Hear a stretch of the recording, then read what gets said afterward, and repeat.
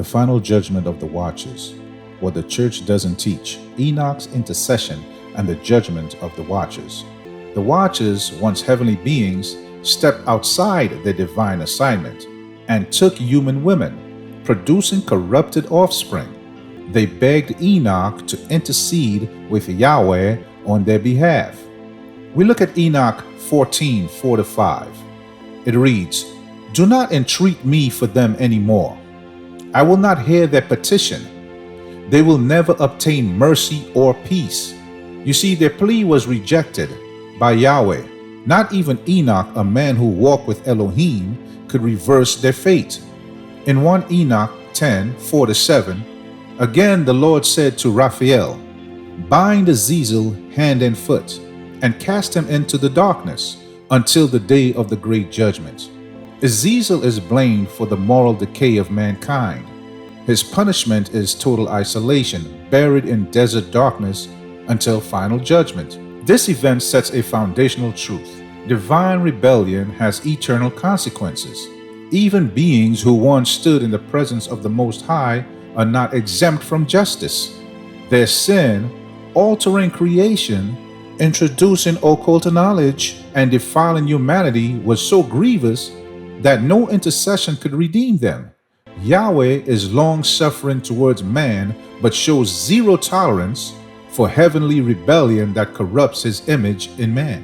We can see that in the Bible.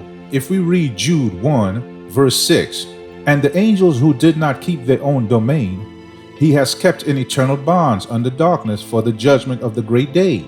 And in 2 Peter 2:4, "If Elohim did not spare angels when they sinned, but cast them into hell." And we can read in Revelations 20:1-3, "The binding of Satan mirrors Azazel's punishment." We will now deal with the spirits of the Nephilim after death. The hybrid nature of the Nephilim gives rise to unredeemable, disembodied spirits, which is the source of ongoing spiritual warfare. When the Nephilim, the offspring of angels and human women, were destroyed, their flesh perished, but their spirits remained trapped on earth. These are the origins of unclean spirits, which we call demons. In 1 Enoch 15:8-10, we find, "The giants shall be called evil spirits upon the earth. Evil spirits have proceed from their bodies, because they are born from men, and from the holy watchers is their beginning and primal origin. They shall be evil spirits on earth." All right, so these spirits roam without rest, are aggressive, they're manipulative and oppressive, and can inhabit and torment human beings. These beings are neither fully human nor fully angelic. They are abominations. Their lack of divine origin disqualifies them from the heavenly resurrection or judgment. So they are cursed to remain on earth as disembodied, restless spirits. You see, brothers and sisters, this explains the source of demons in a way the traditional Bible does not directly outline. Recognizing this helps believers understand that spiritual warfare is not merely symbolic. It's the continued battle with these rebellious, bodiless entities who seek bodies to operate through. This is known as spiritual warfare.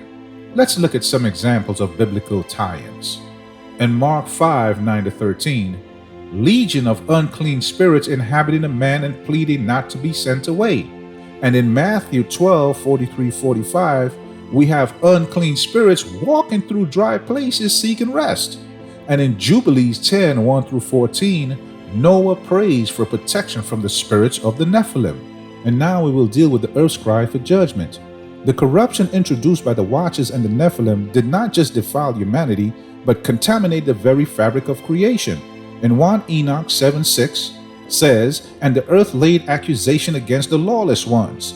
And in 1 Enoch 9:2, it reads, "And the earth is defiled by the deeds of the Watchers." The cries for justice were not only from the righteous, but from the earth itself, burdened by the bloodshed, genetic corruption, and defilement. Even the animals were genetically altered. This reveals a profound spiritual truth. Sin is not isolated. The actions of the fallen beings echo through all creation. From blood-soaked soil to corrupt DNA, Creation itself became hostile and polluted.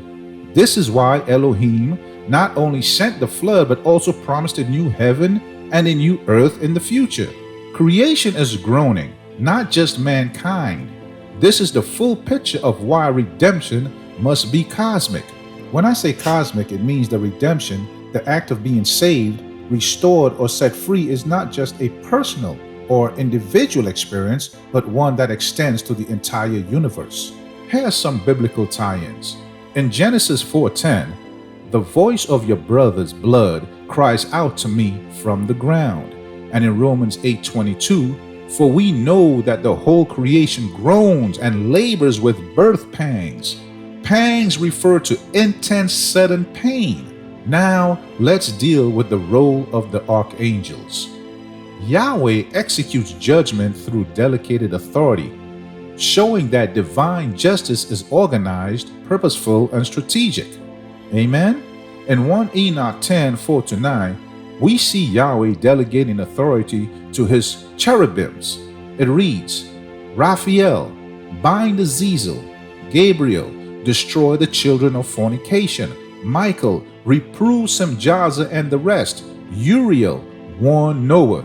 Each angel is assigned a domain.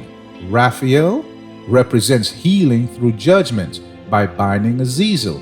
Gabriel enforces purity by wiping out hybrid abominations. Michael oversees righteousness and divine order. And Uriel is a revealer and messenger of future judgment. Yahweh does not act chaotically. Even his judgments are ordered and purposeful. The involvement of multiple angels reflects a heavenly hierarchy working together to cleanse the earth. It shows us the spiritual matters operate under divine law and administration.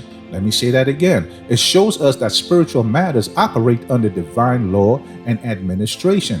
This challenges the modern idea that heaven is just emotional or symbolic. It is a kingdom with structure, roles, and warfare.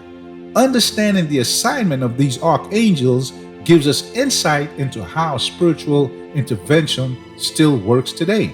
Let's take a look at the biblical tie-ins. In Daniel 10:13-21, Michael, one of the chief princes, came to help me. Michael, your prince. And in Revelation, it says in 12:7-9, Michael leads the war in heaven against the dragon. And Leviticus 16:10, the scapegoat for Azazel foreshadows the binding in 1 Enoch. So, in conclusion, we see that Yeshua reverses the corruption of the watchers. The Messiah came not just to save mankind, but to reverse the cosmic damage caused by the watchers' rebellion. The actions of the watchers left humanity vulnerable, polluted the bloodlines, and unleashed dark spirits into the earth. This crisis called for a redeemer greater than angels, prophets, or kings, one who could restore what had been broken from the foundation of the world. Let's see this in 1 John 3:8.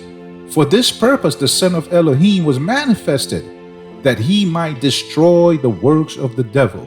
Yeshua, born of pure seed, bypassed the corrupted lineage. His blood was undefiled, and through his death and resurrection, he defeated the powers and principalities. We find that in Colossians 2:15. Cast out unclean spirits. We find that in Luke 8:2 and Matthew 8:16. And crushed the serpent's head. We find that in Genesis 3:15. Let's read Colossians 2:15.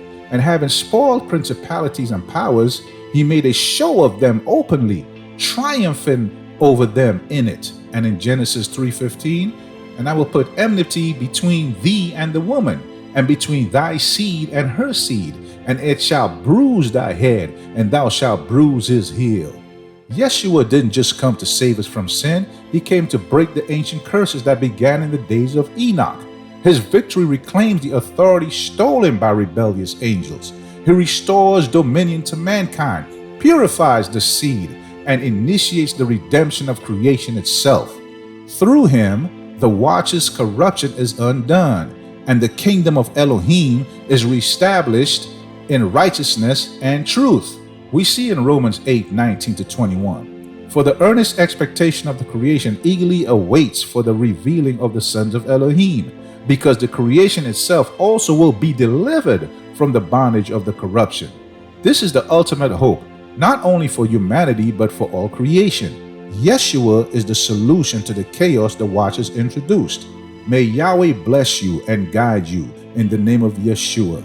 Amen. If this teaching has blessed you, please like, share, and subscribe.